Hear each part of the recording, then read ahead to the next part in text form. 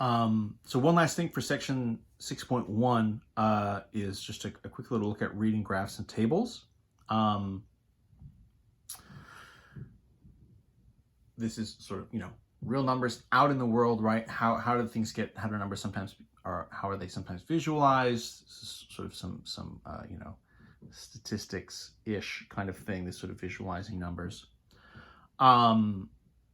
So I wanted to just look at a couple different examples and just pull a couple sort of quick bits of information sort of out from each of them. This is not really so much about, crunching any of these numbers as it is really just about kind of identifying and just being able to sort of read and pick different values out.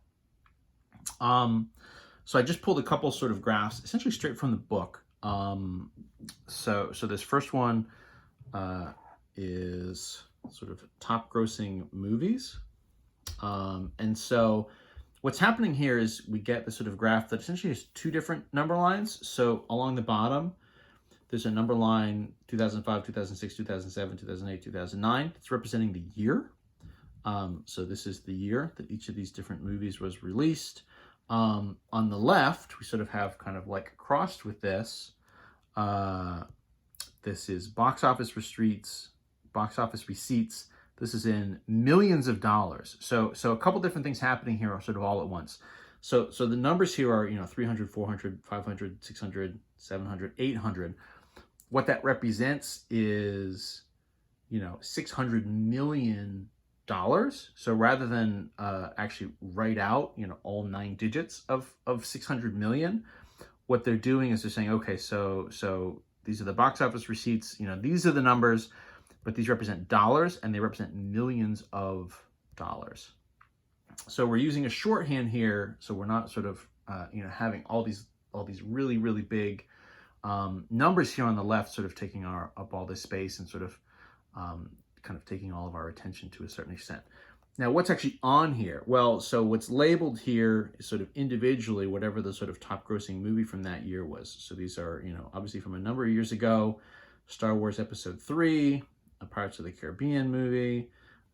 So the Star Wars one is 380. Now, of course, again, that's $380 million representing the year 2005. So we're kind of reading from both sides here, right? So we've got 2005 for the year. If we read up, we're kind of between on the left, right? 300 and 400, closer to the 400. They're telling us it's 380. Even if they didn't label the number, we should be able to kind of get an estimate for where it is. We maybe would guess 375 or something if it wasn't labeled.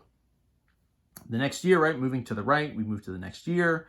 Pirates of the Caribbean here, $423 million. And then so on, right? So then a dip, Spider-Man 3, and then up for The Dark Knight, and then up for Avatar. And so just reading this graph, right, you might say, what year had the movie with the highest box office receipts, right? So if we were going to read this, is that in frame? Not quite. Right? So what year had the movie with the highest box office receipts?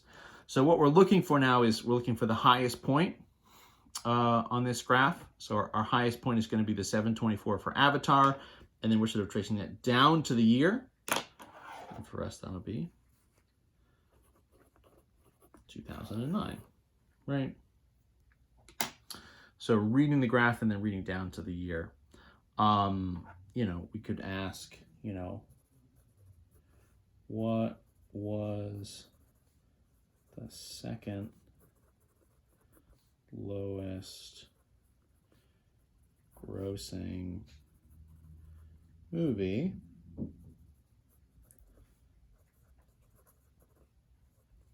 on the graph? So what was the second lowest grossing movie?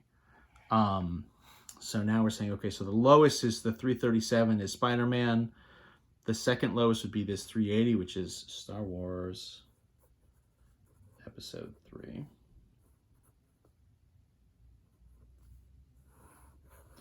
Right? So we're just sort of reading this table, getting information off of it, and going from there. Or sorry, this is a graph. If we wanted to look at that table instead. So another one just from the book.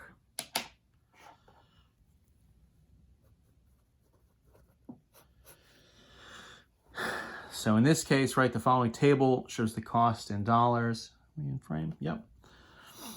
Of tuition and fees of public and private for your colleges for the selected years. So this is actually, so the idea here, right, is we have information, you know, similar-ish. What's happening is we have, right, so 2005, 2006, 2007, 2008, 2009, right? Rather than have it as a graph, what we have now are sort of two different versions.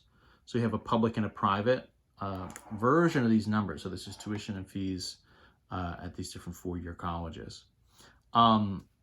So in theory, you could make a graph, but what would happen is you'd have two different lines. You know, that's one way to show it. This is sort of done with a table, and so you have all the public values are sort of across the row here for each year, and all the private are in the second row from here to here. So reading this, right, so I'll just use this question that they have. You know, what year did the public colleges cost $6,142? So public colleges, right, so public is our first row. We're looking for 6142, which is here. And so for us, that's going to be 2006, right? So just sort of reading this information from the table. You know, another question might be, you know, what was the cost for private college in 2008, right? So sort of reading the table. So we're saying, okay, so let's combine the year 2008 with the row private. And so those guys are going to intersect down here at 24,649. Right. So again, getting this table, you know, the idea is just sort of being able to kind of read and visualize this information. You know, tables and graphs, it's a way for us to sort of show the numbers, and in particular show the relationships between some of these numbers in a way that's just like, you know, making a list without any kind of labeling is you know, not potentially as clear. So that's it. That's the end of section 6.1. Good luck on the homeworks. I'll see you for the section 6.2. I'm sorry, not 6, section 1.1. I'll see you for section 1.2 coming up next.